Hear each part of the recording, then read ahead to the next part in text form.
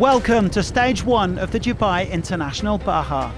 Yesterday, the bikes, quads and cars kicked things off with a short 4-kilometre prologue on very different terrain to what you would expect in this part of the world. Stony rather than sandy. The fastest man in the bikes was Qudra Dabrowski in 3 minutes and 30 seconds. That was fully 25 seconds quicker than second-placed Rafik Eid. And it was significant because the prologue times count in the FIM classes. Several riders had issues and Conrad was actually one of them, but not until after the finish line.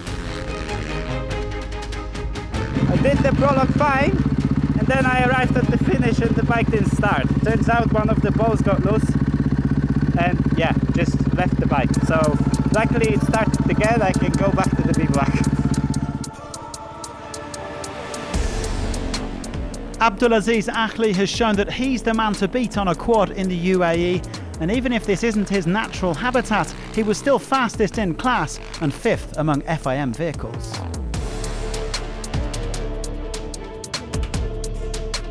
Not used to the rocky terrain. You know, UAE, we are known for sand, but I also try to push to try to stay in top 10 because if I have a chance, I would like to open the track tomorrow. In the ultimates, Lucas Moraes and his Toyota Gazoo racing teammate Seth Quintero are competing in a separate experimental class. This is the car the Brazilian's going to drive at the Dakar, and it's looking impressive. He was quickest by 0.2 seconds from Quintero. What are your expectations on this rally? To go fast, to be honest. Well, officially the fastest man in the FIA was Nasser Al-Attiyah in his Taurus T3 Max. The Qatari only 1.4 seconds down on Moraes. His Nasser racing team had a fantastic prologue in the Challengers, with Nasser's brother Khalifa and Abdulaziz Al-Kuwari making it a 1-2-3.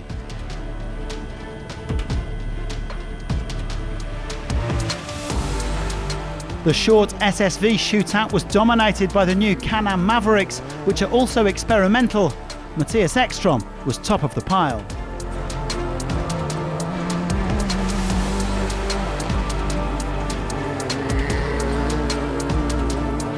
Well, it was very bumpy, very rutted, so it wasn't easy to push much, but we had a clean stage, so all okay, and I look forward for tomorrow.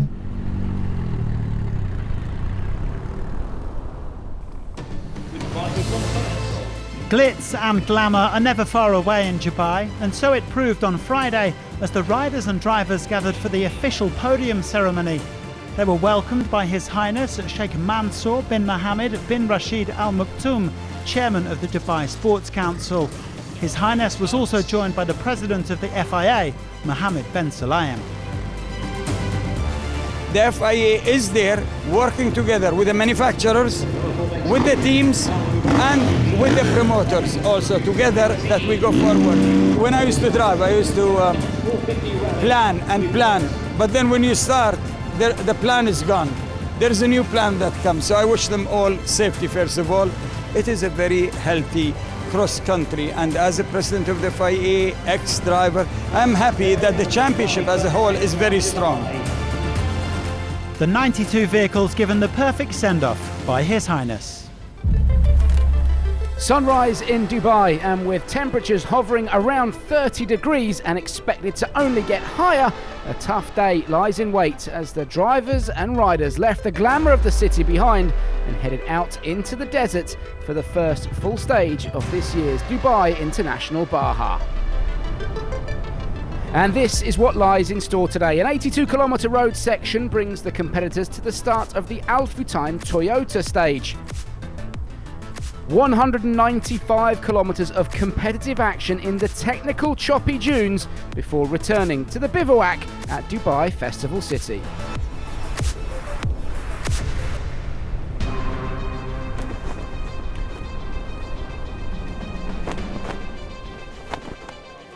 So, after the prologue stage last night, the all-important start selection process took place to determine the starting order for today. And the big news came when Abdulaziz Ali, the local star and 2 times winner of the event, opted to go first.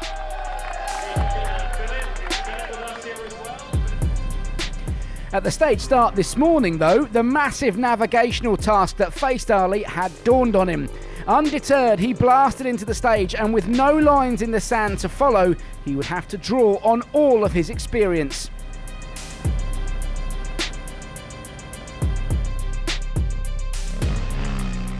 And as he pressed on, the local star did just that. He was flying today, unsurprisingly fastest in the quad category. His closest rival, Abdulaziz Al-Shaiban, Ali on course to do the hat-trick in Dubai. Opening the stage was nice. It's a new experience. It was really nice. Track was a bit tough, exceptionally when the sun is behind us. You cannot really see the dunes. Other than that, there's a lot of places where it was nice, and it was a bit windy and hot, but we managed to come here to the finish line.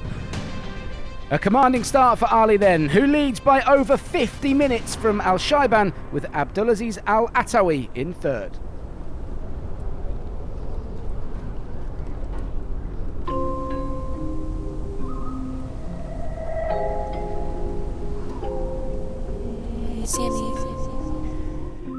Turning our attention to two wheels now, and Poland's Filip Grot was having all sorts of drama before he'd even started the stage. Problems with his roadbook meant he was stopped at the start line for over 10 minutes. Fortunately, Tobias Ebster, who was supposed to be co-driving for Hannes Kindergartner this weekend, was on hand to help solve the problem. Grot did eventually get going and went on to finish 7th fastest.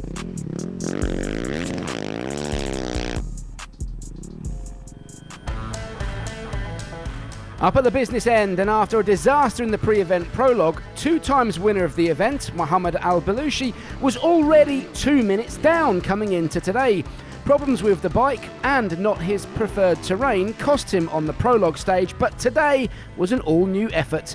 The local star on his Yamaha got the hammer down and dragged himself right back into contention to go 2nd fastest in the stage and start his climb back up the overall leaderboard. I pushed really hard, but we made a wrong setup for the gear ratio. I couldn't get more than 145, and the bike was always on the rev limiter. Yeah, it overheated, and yeah, but I did my best. Like, I gave 100%. I'm happy with that. Scottish hotshot Alex McInnes back in Dubai, looking to right the wrongs he suffered in 2023 with that fuel pump issue, was also on a flyer, riding his Husqvarna to the 3rd fastest time despite a big crash. But he was later hit with a 15-minute penalty, and that dropped him to 5th overall.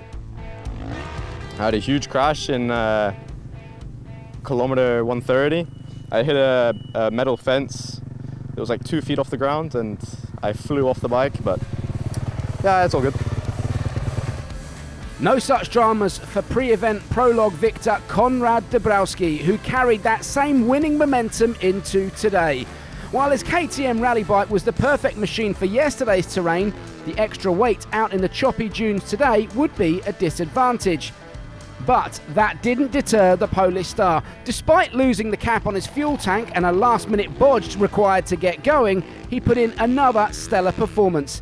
Dabrowski in a league of his own to win the stage convincingly.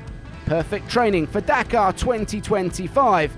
He takes an early lead here in Dubai. Al-Qudra is a big playground for motorbikes, and I always enjoy racing here. It can catch you, so I had to be concentrated and have my eyes wide open to see every possible danger. But I have fun, really. A lot of jumps, a lot of slides on the flat. Just overall a very fun day on the bike. Confirmation then that Dabrowski leads the bike category from Balushi in 2nd, with Sultan Al-Balushi 3rd. Hamdan Al-Ali lies 4th, with McInnes 5th after that time penalty. A stunning performance from Dabrowski, and not really a surprise. The 23-year-old indeed spends as much time as he can training in the dunes of Dubai. My name is Konrad Dabrowski, and I'm racing for Dust Rally team. Dubai is our 2nd base. Every year I fly there for a boot camp, and I'm preparing for Dakar, for Abu Dhabi Desert Challenge. And Dubai Baja is part of that preparation also, and now it's my second home. It's the terrain, but it's also just the place. So the fact that we have a very nicely running city close to a beautiful desert where we can practice the dunes, the sand. Even we can find some hard-packed bits which not many people know about, but for me it's a very good place for training because I am able to live a good quality life. The empty quarter starts in Abu Dhabi, but it's very close, and we can train in a terrain very similar to Dakar's. Dubai dunes are demanding. They are very physically demanding. It's all the time up and down, some camel grass. They are not so high, but they are soft and small, which for a rally racer this is the most difficult dunes, I think. And yeah, after 5 kilometers you can already see the sweat dropping from your eyebrows.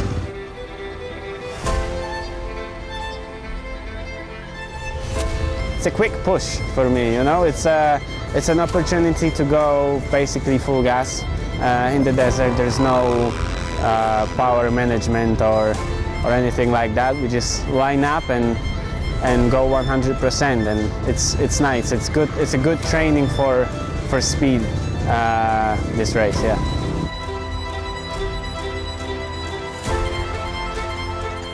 Of course, it's nice to do good in that race. This year I need to improve one spot.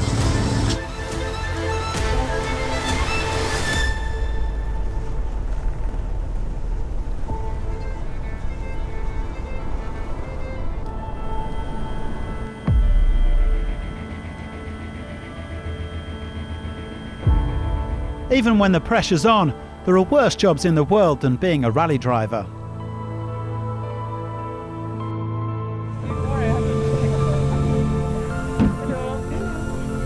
I'm very happy to be here. It's nice to be in the desert, and you know, it's nice to drive. Whatever you drive, it's a pleasure. Mattias Ekström had a stressful start today. The Swede was missing a cap on his coolant expansion tank and had to scramble to find a spare. In the end, a local Good Samaritan came to the rescue. That was the same with the Nissan Patrol.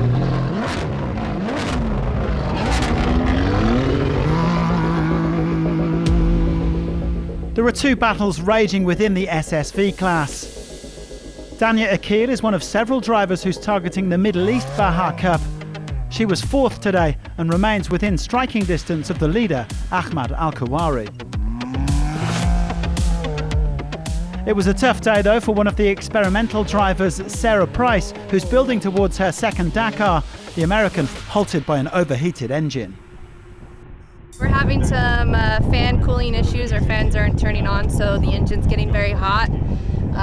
If it's happening this early on, it's going to keep continuing, and so the next thing's to pop an engine, and we don't want to do that. So we're here testing for Dakar, so we're going to continue to just learn the vehicle and figure it out, but we did just reach really, really high temperatures, so the engine's not too happy, so we might have to just head back. Fernando Alvarez has the World Baja Cup in his sights and has to do a better job in T4s than Joao Ferreira in the Ultimates. The Argentine just keeping it smooth today. He was sixth but had the best time in the World Cup, so a good day at the office. It will all come down to the final stage. Now we are 50 seconds behind Dania for the overall, for the T4, so tomorrow maybe we will push, we will try to win the race. It's the same story in the Middle East Baja Cup. Al-Khawari also had a clean stage, keeping the pace high but not taking any unnecessary risks. He was the third quickest in the SSVs, missing out on the official stage victory by around 3.5 minutes. The top dog in the FIA standings for T4 today was Mashari Al-Thafiri.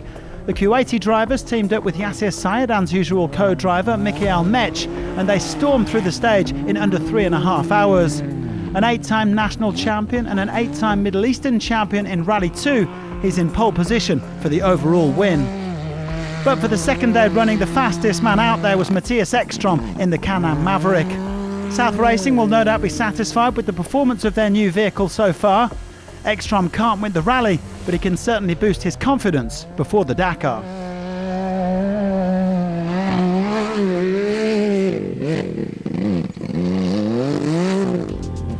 At the halfway stage then, Al-Thafiri leads the standings by 3 minutes 36 from Al-Kawari. Akil, Al-Haydan and Alvarez are all within 5 minutes.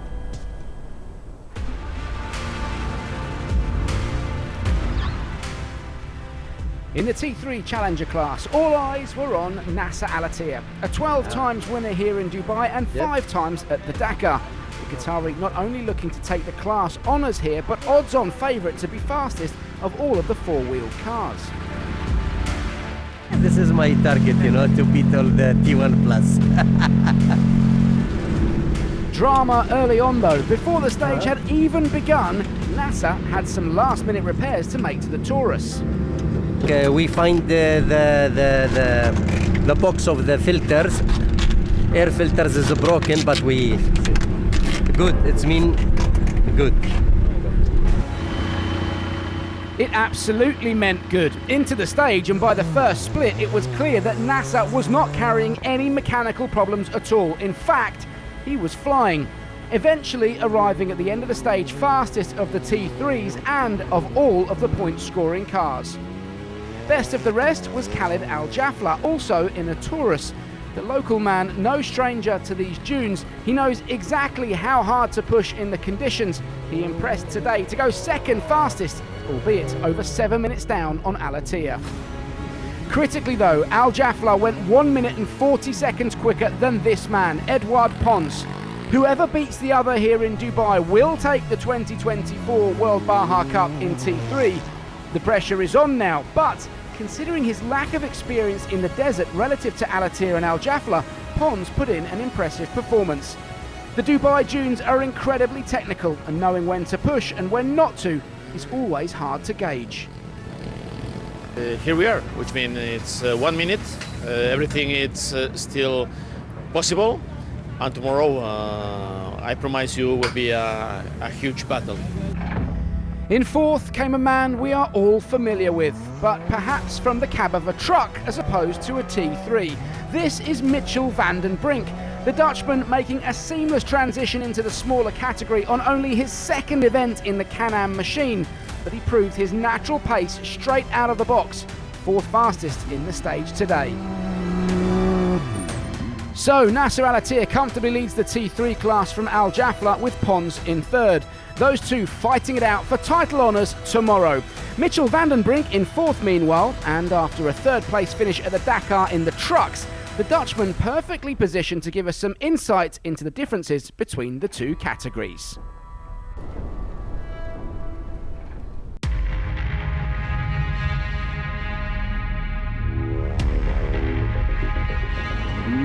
This is definitely something else as the truck category. In the future we want to do something more in the SSV category. This is the beginning.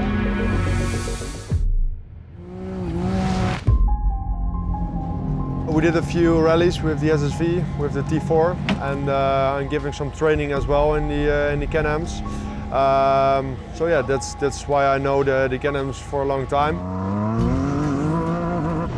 The balance is very good, and suspension as well, and it's behaving very well. We did the shakedown this afternoon.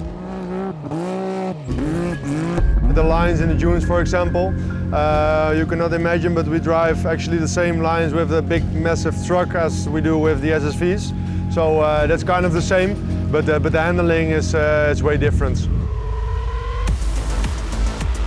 The truck has a lot of torque, but it weighs 10 tons almost. So you have the weight is very high, but we have some deflating systems. So even with the truck, you can reach the highest dunes. But with the SSV, it's very good to serve a dune, and you can escape wherever you want. But with the truck, you need to choose a line, and you need to finish the line, otherwise you will tip over. But that's something else with the SSV. I like the truck because it's so massive and you have a good overview. But this is attack mode, and with the truck it's being patient and bring the truck on the finish line. That's way different. Yes, we are still fully focused on the trucks. The upcoming Dakar we will drive with a brand new truck. Yeah, we want to break our only personal record, and that was the 3rd place now. In the future, I would like to go to the SSV or the T1 Plus category. So yeah, it's a nice beginning.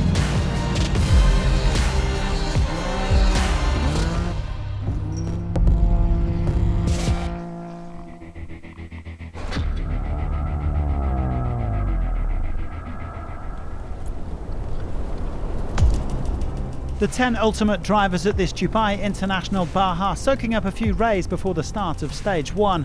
Seth Quintero and Lucas Morais ready for a big day of testing in their new Toyota, even if they won't appear in the official standings.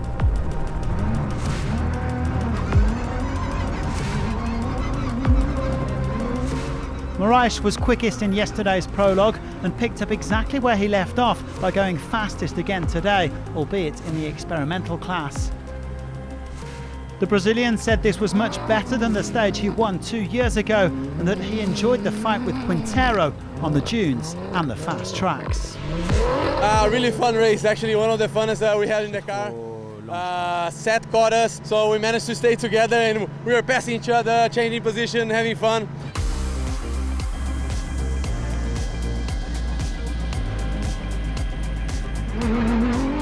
Indeed, Quintero had set off a minute behind his Toyota Gazoo Racing teammate, and he soon closed the gap. He was virtually topping the timesheets for most of the day, but the American then lost a damper just 10 kilometres from the finish line and had no way to fix it. He was still waiting in the dunes long after Morais had finished. It's unlucky for Quintero, who has had all manner of technical headaches in 2024. And the same could be said of Juan Cruz Jacopini. The Argentine has experienced all sorts of drama this year, including crashes and disqualifications, and he was undone by mechanical issues again today, a drive shaft and the rear differential. The overdrive racing man shipping almost 2 hours and sinking to the bottom of the standings. It was an excellent day, on the other hand, for his teammate Ronan Chabot, who is here with the overdrive team. The Frenchman and his co-driver Gilles Pilot have been doing the Dakar together for over 20 years, so they have a huge amount of experience. 3rd place today. 2nd place went to Denis Krotov, who said it was an up and down sort of day. They are still fine-tuning the engine settings on this new Mini. They also lost some time slowing down for a misplaced speed zone. Otherwise, all very positive. While others look ahead to the Dakar, João Ferreira is fully focused on the FIA World Baja Cup, where he's trying to secure overall honours ahead of Fernando Alvarez. He praised co-driver Felipe Palmeiro for a great job navigating today. They got through the dunes and camel grass with no errors and took the stage victory. He's out to finish the job tomorrow. We struggled a little bit to find the right pace because with tricky navigation we don't have a lot of marks, and we overtook the 3 cars that were in front of us, so we were opening the road after the bikes, but okay, it was a good stage for us. We make no mistakes. Fine margins indeed in the ultimate class, with all 4 minis in the top 5. Ferreira leads Krotov by 1 minute and 39 seconds. And here are the overall rally standings for all FIA cars. Nasser Al-Attiyah leads the way by 2 minutes 26 from Ferreira.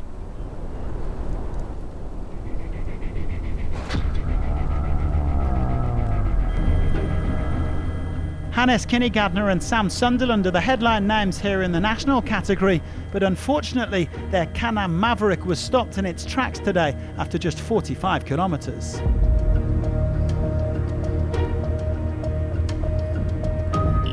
Got a little issue with the steering rack. I think we've lost a bolt and now we can't turn. And when you can't turn in the desert, it's not ideal. More on Hannes and Sam in tomorrow's show. Guy Botterill's also here tuning up for the next Dakar, having done a superb job to come 6th on his debut in January. He was 2nd today. And the victory went to another familiar name, Sergei Karyakin, who won the Dakar in the quads class back in 2017. What a day of action. Can Konrad Dabrowski make it a clean sweep of wins in the bikes? A great day too for Lucas Moraes in his brand new Toyota Hilux, fastest overall of the four-wheeled competitors. While Nasser Al-Attiyah was the fastest T3 driver in his Taurus Max. On for win number 13 if he can repeat today's feat on stage 2.